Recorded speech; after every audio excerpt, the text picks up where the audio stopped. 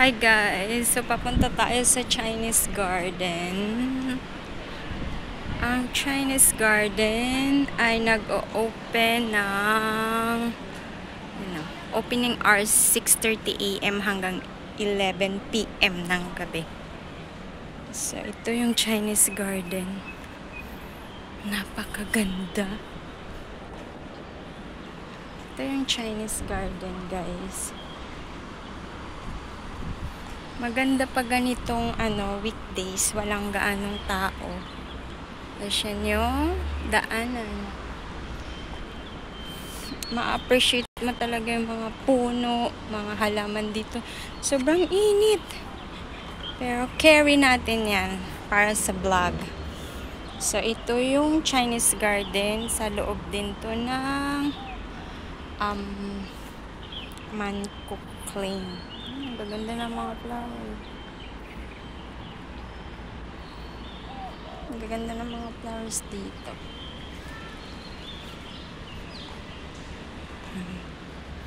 So, ito yung Chinese Garden sa loob. Marami ding upuan. Yan na kung gusto mong magbilad sa init. Yan, may mga upuan doon. Sa area na yun, may mga upuan.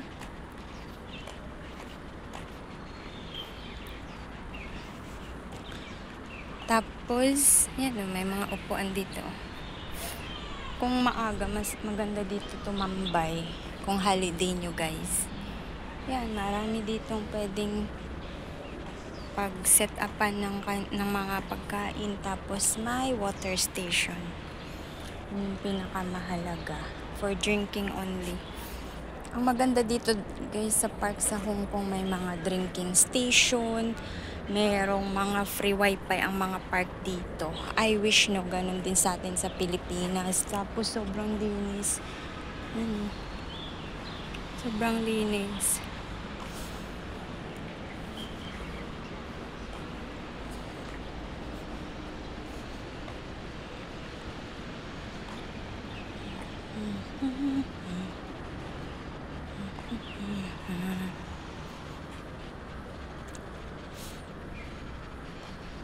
Tapos dito may garden. May garden ng mga bulaklak. Ang ganda. O kung gusto nyong malilim dito kayo. Gusto nyong malilim. Hindi ko to naikot. Nakailang punta na ako dito pero hindi ko siya naiikot. Kasi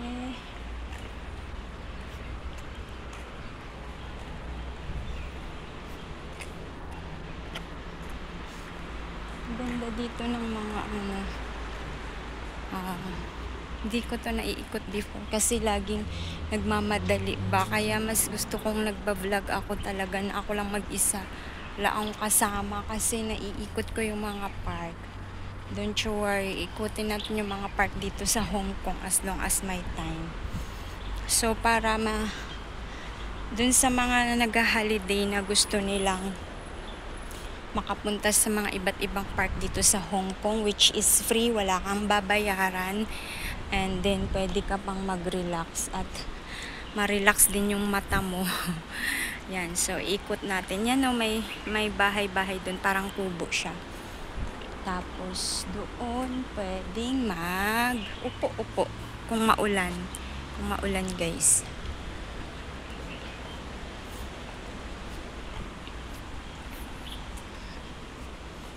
Dito pwede kang mag-ikot papunta doon sa pond.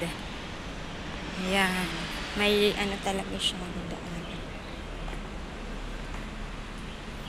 Mas maganda mag-vlog pag walang masyadong tao kasi di maingay. Siguro holiday din nila, ayun sila kumakain.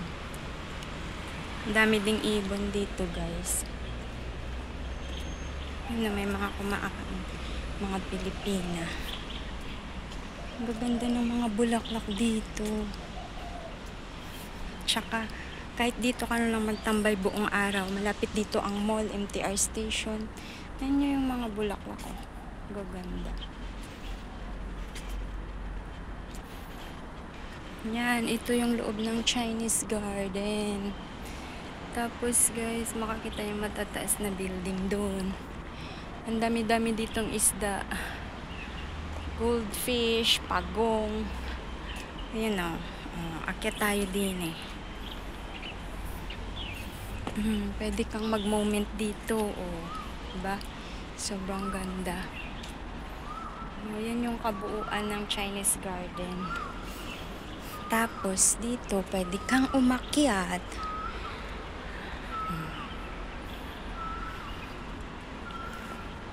Ang gaganda ng mga bulaklak. Pwede kang mag-moment dito kahit mag-isa ka lang.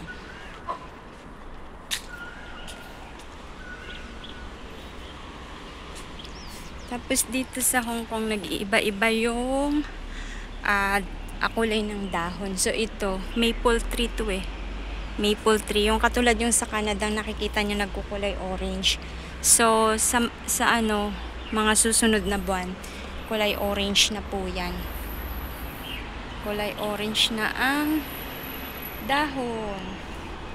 Ang ganda, no? Sa sunod, pag nagkulay orange ang dahon, iba-vlog ko dito para makita nyo din kung gaano siya kaganda pag kulay orange na yung dahon ng maple tree.